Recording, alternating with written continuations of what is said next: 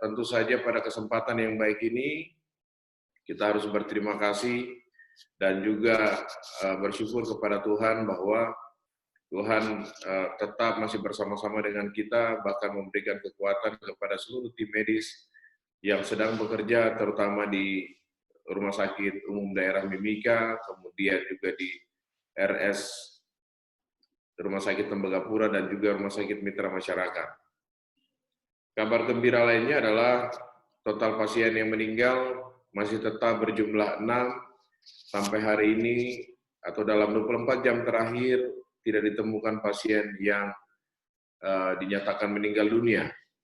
Saya pikir selain ada kasus sembuh, kemudian penambahan hanya 1 kasus, ada kabar baik juga bahwa di hari ini tidak dilaporkan adanya pasien baru yang dinyatakan sebagai PDP. Kemudian kabar gembira lainnya adalah di hari ini ada 15 orang dalam pemantauan yang dinyatakan sembuh dan selesai masa pemantauan. Demikian pula dengan orang tanpa gejala. Hari ini ada berjumlah 4 orang yang dinyatakan sembuh dan selesai dalam masa pemantauan. Ada kabar gembira lainnya, para rekan pers, kalau kita lihat, sampai hari ini jumlah spesimen yang telah diperiksa untuk pertama kalinya dan dinyatakan positif itu sebanyak 1.561 spesimen. Dari total 1.561 spesimen, sebanyak 17,36% atau 271 yang dinyatakan positif. Angka 271 ini yang dinyatakan positif ini adalah pada pemeriksaan pertama. Selebihnya kasus positif hingga mencapai jumlah 331 itu adalah ditemukan ketika melakukan pemeriksaan yang kedua atau yang ketiga, terutama pada kasus kontak erat dengan kasus-kasus sebelumnya. Jadi lebih kurang ada 30 orang atau 30 spesimen itu dilakukan swab pertama dinyatakan negatif, tapi dilakukan pada swab yang kedua atau pemeriksaan yang kedua itu yang dinyatakan positif. Kalau kita lihat dari sebaran jumlah orang yang melakukan pemeriksaan secara kumulatif, mulai dari bulan Maret, dari kasus pertama sampai tanggal 13 Juni hari ini, tren positif tertinggi itu berada pada bulan April lalu, di mana di awal dari 11 spesimen, yaitu pada bulan Maret, dari 11 spesimen itu 3 spesimen yang dinyatakan positif.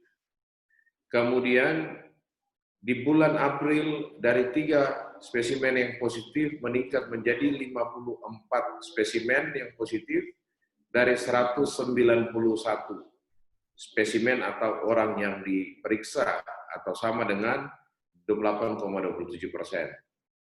Kemudian pada bulan Mei, dari 910 spesimen, 174 spesimen diantaranya, atau setara dengan 19,12% itu dinyatakan positif. Di bulan Juni, memasuki 2 minggu, atau hari ke-13, jumlah spesimen yang sudah diperiksa sebanyak 449, dan 40 spesimen atau orang diantaranya yang dinyatakan positif. Jadi sama atau setara dengan 8,91%. Kita nanti akan melihat dari gambaran ini menunjukkan bahwa puncak jumlah kasus positif terbanyak dari ketiga rumah sakit yang merujuk dan kemudian menemukan kasus positif itu ada di bulan April kemarin dan cenderung menurun hingga di minggu kedua bulan Juni ini. Kita pikir bahwa semoga nanti kita lihat di 2 minggu ke depan bagaimana presentasi positif dari seluruh spesimen yang diperiksa atau diperiksa dalam bulan Juni ini. Kemudian nanti akan kita bandingkan dengan hasil rapid massal yang rencana memang akan kami lakukan pada wilayah-wilayah tertentu, terutama di kelurahan-kelurahan, dilakukan secara acak atau secara random, kemudian nanti kita akan membandingkan apakah akan sama dengan atau memiliki korelasi dengan hasil pemeriksaan PCR. Tadi jumlah dari 271 kasus positif dari pemeriksaan swab pertama, yaitu dengan kami tidak memasukkan jumlah positif yang ditemukan pada swab kedua maupun swab ketiga. Jika kita lihat menurut layanan atau rumah sakit yang melakukan pemeriksaan, sampai dengan hari ini 13 Juni tahun 2020, jumlah rumah sakit yang paling banyak melakukan pemeriksaan spesimen terhadap orang-orang yang terduga COVID adalah RSUD Mimika dengan jumlah spesimen sebanyak 1.011 spesimen atau orang, dan 114 orang atau sama dengan 11,28% yang dinyatakan positif. Kemudian rumah sakit yang kedua, yaitu Rumah Sakit Tembagapura, dengan total spesimen atau hampir separuh dari RSUD Mimika, dengan jumlah 425 spesimen, dan dari jumlah 425 spesimen ini 149 yang dinyatakan positif atau 35,06%. Kemudian dari RSMM sebanyak 126 spesimen dan ternyata 8 atau 6,35 orang atau spesimen yang dinyatakan positif. Ini adalah gambaran seberapa besar jumlah spesimen menurut 3 rumah sakit yang selama ini melakukan pelayanan atau perawatan kepada pasien COVID ataupun mereka yang diduga COVID secara kumulatif dalam beberapa bulan terakhir ini sejak tanggal 25 Maret sampai 13 Juni.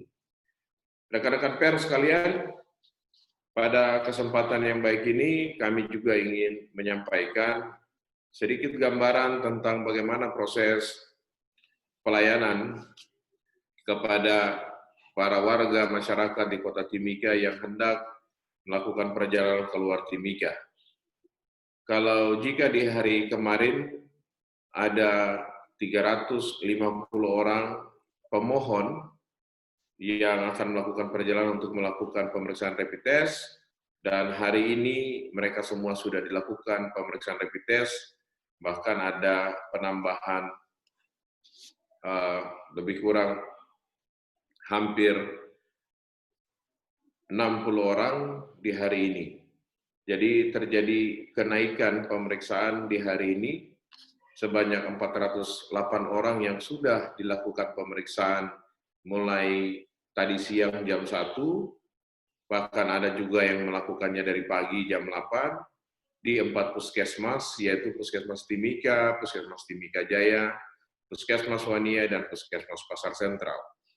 Dari 408 orang di hari ini yang melakukan pemeriksaan, ditemukan 60 orang yang dinyatakan antibodinya reaktif COVID-19 atau sebesar 14,7%.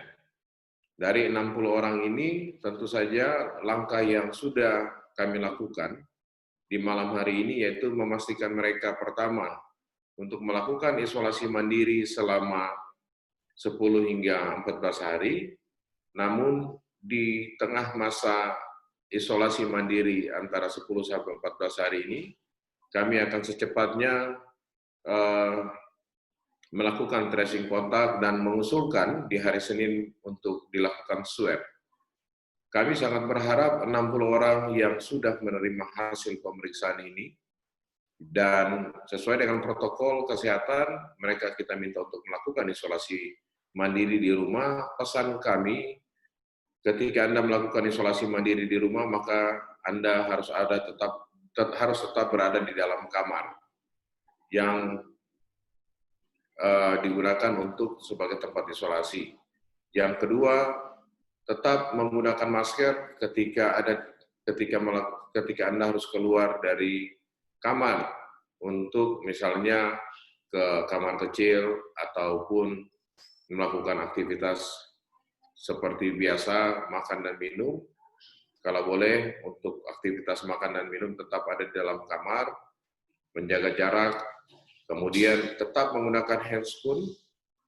Kalau boleh, tempat-tempat yang dimana harus digunakan secara bersama-sama, seperti saklar listrik atau pegangan pintu, kemudian remote televisi, handphone, itu jangan disentuh atau jangan diedarkan satu alat dipakai secara bersama-sama. Dan pesan kami yang terpenting adalah menjaga imunitas. Menjaga imunitas melalui istirahat yang cukup dengan tidur 8-10 jam, kemudian makan tepat waktu, penuhi gizi yang seimbang, dan jangan lupa untuk setiap pagi Anda bisa berjemur pada matahari pagi antara jam 8 sampai jam 9. Dan berikutnya, jika Anda mengalami sesak napas, demam, atau batuk maupun pilek, silakan Anda bisa menghubungi call center 119. Kami tetap mencoba untuk 60 orang yang ditemukan positif antibodi di hari ini akan dilakukan pemantauan secara maksimal oleh tim penyelidikan epidemiologi. Rekan-rekan pers sekalian, kami pikir itu beberapa hal yang bisa kami sampaikan, dan pesan kami di masa pra-new normal ini, kami tetap meminta bahwa kepada warga masyarakat Timika, yang pertama, kita harus bersahabat dengan COVID-19. Karena sampai hari ini belum ada vaksin. Rentan waktu mulai dari kasus atau wabah ini melanda Indonesia, dan khususnya kita di Timika, yang bisa kita bersama-sama lakukan adalah melakukan protokol kesehatan secara disiplin. Kita tahu bahwa penularan COVID-19 ini itu terlalu gampang, terlalu mudah berpindah dari satu orang ke orang lain. Pertama karena pergerakan manusia, ketika mereka bergerak, mereka berkerumun, kemudian tidak menjaga jarak, tidak menggunakan masker, tidak mencuci tangan, pada akhirnya bisa terinfeksi COVID-19. Dan kesempatan pada kita semua yang belum pernah terinfeksi ataupun tidak pernah memiliki tanda gejala sebagaimana orang yang pernah dinyatakan sebagai PDP, meskipun kondisi hari ini banyak mereka yang dinyatakan terinfeksi, mereka tidak memiliki gejala apapun, namun ini adalah kesempatan yang baik untuk kita untuk tetap mengutamakan pencegahan. Pencegahan melalui tetap menjaga imunitas, kemudian menjaga jarak.